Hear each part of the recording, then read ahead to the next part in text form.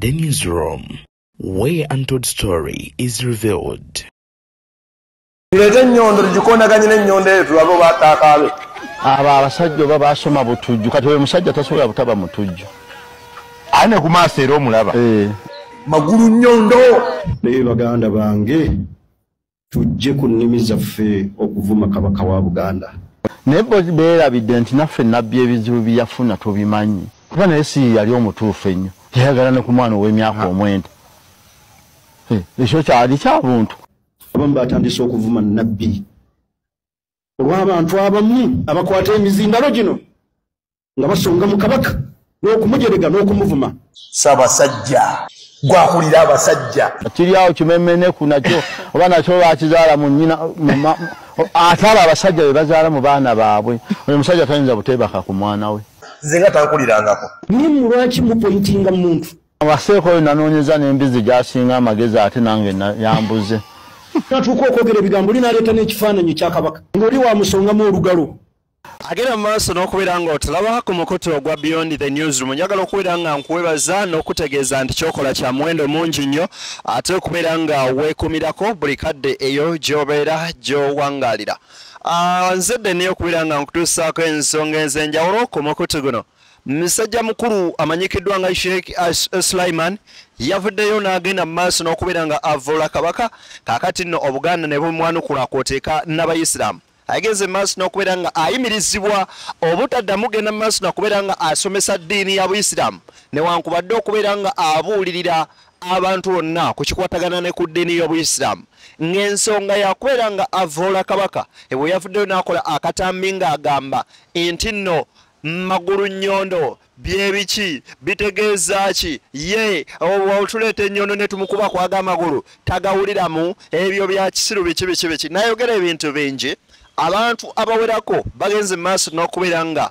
bamulumba kaakati njagala nkuwe ku vidiyo ya Sheikh Kiti ogende mu maaso n'okubeera nga olaba ebigambo byamwanukudde wabula n'obwombeefu obw'ekika ekya waggulu nkusaba vidiyo sooka ogimpereka like mwana wattu etambulire ddala etuuke ne ku oyo omulala eyandyetaaze okubeera nga agifuna ate era mu ngeri y'emu munywanyi wange mwanyinaze muganda wange ate naba subscribinga nkusaba sooka osubscribinge tusobole okubeera nga ensonga tuzitambuza vidiyo ya Sheikh Kiti yiino kanjikuwe Sabasajja mukwano gwaffe wakati muffe ng'Abaganda okwagala ennyo kino tetusobola kyebeera Sabasajja magulu nyondo kabaka wa Buganda bakwagala batakwagala balekayo nga bwe twawulidde ebigambo bya Sheikh Kiti bibadde mu bufunze naye agezaako okulambulula n'okubeera nga abuulirira butya Omuyisiraamu Ebuvanjuba nebugwanjuba ewaka wasigalawo ewasinga Beyond the Newsroom gwe mukutu ogukuleetera ekyo ekisinga katiranga naffe ng'oyita ku noti 771 44 53 ne noti 744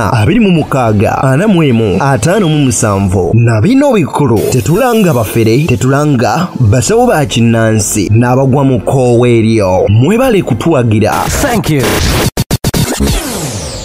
wandisanye ogenda mu maaso n'okubeera nga weeyisa obutaweebuula Ssaabasajja Kabaka n'obutalumba obwakabaka nga institution newankubadde abantu muba temukkiriziganya ndowooza nga mulina bye mutakkiriziganyako n'ekijjukirwe bulungi nti n'eddiini y'Obuyisiraamu okujja wano baayanirizibwa Ssaabasajja Kabaka wabula tebagenda mu maaso n'okubeera nga beeleeta ne ba missionaries bonnyini okujja muno tewali gavumenti yabaaniriza wabula bwalinga bwakabaka bwe babaanirizanga ne bugenda mu maaso n'okubeera nga bwakkiriza kaakati nno wenjogerera bino musajja mukulu namanyikiddwa nga Suleiman agenze mu maaso n'okubeera nga awummuzibwa era atwala region gyagenda mu maaso n'okubeera nga mwabadde asinzirira okukakalabya emirimu gye egy'Obuyisiraamu aliko ebigambo byagenze mu maaso n'okubeera nga ayogera ng'agamba tasobola kutoleratinga such kind of nonsense n'omuntu aweebula Ssaabasajja Kabaka era mu bigambo bye bino njagala mbikuwe mu katambi kano. Ero imiriziddwa ne ku ssomero nga bwonoonyerezebwako saggala ssomero wabula nakola ki oyo yavaako ebigambo ebyasasamaza eggwanga lyonna gwe nayimiza kubanga abakulu bakubuuza wakolawo ki nga ssentebe w'ekitundu ng'ate omuzikiti okuvuma abantu guli mu kitundu kyo mwekubemu ekifaananyi abali wano nga gwe gwe babibuuza oddamu ki kati nze nenkola ekyange okulaba nti nzikakkanya embeera eyo omwana oyo asooka ddeko ebbali ku bigambo bye yayogera kubanga waliwo asabye akatambi nkayina wano esimu yange nesimu inakuruka wallahi mukusabira Allah mulunga obuweerezebwa banze nali sibimanyi nange nekiteeka mu nkola neŋŋamba kanyumirize omwana ono bamale omunoonyereza kukuba ensonga ebigambo ebyo byeyayogera yabyogera asinziira ku ki kabaka tayombye naye takoze eki lwaki obuulira omuntu omukulu ng'oyo mu ggwanga ate nga ffe tuliko ebbala eriga nti abasiraamu abo abasiraamu bannange mujja kulowooza nti oba nze saagala busiraamu naye njagala okubabulira n'omusajja musiraamu nazaalibwa mu busiraamu era nja kuziikibwa mu busiraamu naye bwe ndaba nga waliwo abo oba mwana wange bwoyo sula mwana wange bwawaba nina omukwatako nga mukadde we mwesula mumulabye bukulu naye oyo sula akulidde mu mikono gyange mu ngalo zange mutuule naye mumubuuze bwe mpulira ekintu ng'ekyo nga kiva mu sula mpulira nga nenyamiranga nze mukadde we saakoze kibi kuwandiika bbaluwa eyo nga nyimiriza omwana oyo kutagenda wala mwandira ebulabi nga sula bakwata mukwate nga batwala naye ngezaako okutegeeza omwana oyo nti ekintu kyokola si kirungi. Ebigambo ebyo mubiwulidde bulungi. Njagala ate era mwongerezeekoko akatambi ka Sheikh ono Suleiman ng'awanyisiganya ebisongovu mu masekkati ge k'oteeka musajja mukulu amanyikiddwa nga Muzeeyi Magala. Waliwo omwana yakangattidde bulungi. Njagala nammwe mukawulirize mulabe ebigambo ebyo. Tulete ennyondo tugikondaganye n'ennyondo eyo tulabe oba ataakaabe. Abo abasajja oba baasoma butujju kati oyo musajja tasobola butaba mutujju. Ane ku maaso era omulaba. Magulu nnyondo. Naye baganda bange tujje ku nnimi zaffe okuvuma kabaka wa Buganda. Nze atali ku mazima munjawukaneko muyimirire awali amazima. Abantu boolaba abeekyanga abanvunaanavunaana njogera ku b'enkofiira soogera ku baana abatali bankofiira. Bali abasinga abalwana bashiriku ndudde nga mbatawaanya ate nja batawaanya abadan. Wano wenyini mwe njagala okusinzirira ku Beyond the Newsroom. Newankubadde oli mukatuliki nnyo, newankubadde oli muisiraamu nnyo, newankubadde oli mulokole nnyo, newankubadde oli wanzikiriza ki nnyo. Obuwangwa waliwo busigalira nga buwangwa. Mu kyo waliwo kye tuyita DNA y'omuntu ne identity nti oli musajja Muganda. Tekigenda kujjako kuba Muganda era kabaka wa Buganda ne bw'oba oyagala nnyo ajja sigala nga ye kabaka wa Buganda. Oyagala toyagala kubanga tokinaako control. Wabula waliwo obutakkiriziganya nawo bulombolombo obumu obukontana n'eddiini ng'ogamba nti bwe nkola kino ku lw'eddiini yange kino tekikkirizibwa. Okulima bijja mu lukale ekyo kyo si kirungi tekikkirizibwa era n'otakikola. N'ogamba nti okugenda nsamire nti ekyo sijja kikola kubanga bwe tutunuulira ne mu Isiraamu waliyo n'abali mu Bwakabaka nga Bayisiraamu. Omulangira Nakibinge mulangira mulamba naye mu Isiraamu eyakkiriza. Kakati gwe muganda wange addaawo n'ogamba kino gwate gwe ani? Olunaku olwaleero Sheikh Suleiman akubiddwa over ku internet naye ng'ekimukubya kintu kimu butamanya wawo oyogerera nsonga naddi lw'oleeta ensonga ezimu ezeefaananyirizaako bwe ziti. Baganda bange ensonga ezimu njagala tubeerenga nga tuzitunuulira wabula tugende mu maaso n'okubeera nga oba oli awo tuzekkaanya bulungi. Oyinza oba oyagala nnyo eddiini yo naye ate manya waliyo n'ayagala ennyo obwakabaka bwe ng'ate akkiririza mu ekyo ky'okkiririzaamu oba nga ndigayo.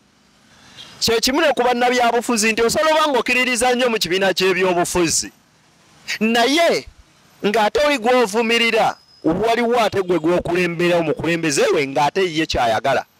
Take an example. Nti omukulembeze w'eggwanga asobola oba nti weenialemu ng'avumirira nnyo opposition naye nga mu bakulembera mulimu oyo ayagala ennyo opposition nti nze ndi musayi gwa Besigye kwenfiira, nze ndi musayi gwa Bobi Wine kwenfiira, nze ndi ku musayi gwa Ruto kwa Mau kwenfiira nga ye ekyo kyakkiririzaamu. Newankubadde gwamukulembera olina okuwa ate n'oli eddembe lye olina okuliwa ekitiibwa. So baganda bange Abayisiraamu bafuddeyo bo ne bakivumirira well and good era kirungi era kino eno tulaba nga bakoze ekimu ku kintu ekyasinza okubeera ekirungi. Abantu bano babalambike, abaana bagenda ne bava ku campus eyo nga basomye, ate banaye simanyi nani yaleeta theology ono ow'okusoma eddiini nti nze nsomye eddiini njikuguse ngenze Mecca ne Madina nojja novoola bano abasajja nga bannakibi nga baatuula mu miti ne basoma eddiini, abaviina eddiini okuva ku mitima gyabwe. Abalala mu bukristaayo tugeme kati nga abalokole edda abasumba tebalinanga byasoma bitabo bino nti Bible College wabula balondebwanga Mwoyo Mutukuvu, ne kati osanga n'omuntu nga naye agamba ndi musumba olw'okuba yagenze mu Bible School n'asoma, nadda nga omusanga akutta akazindaalo ng'avuma.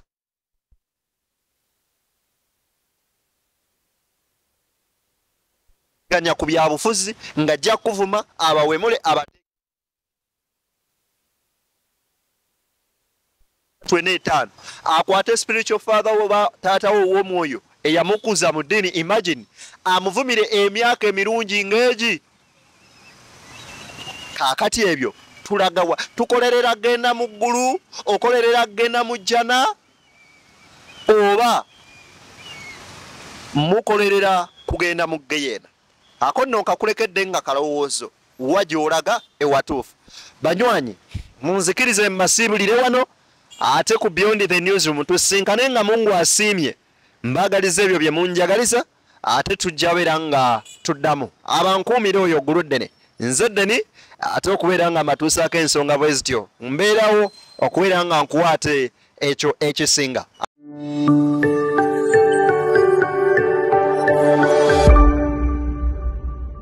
Beyond the Newsroom, where untold story is revealed.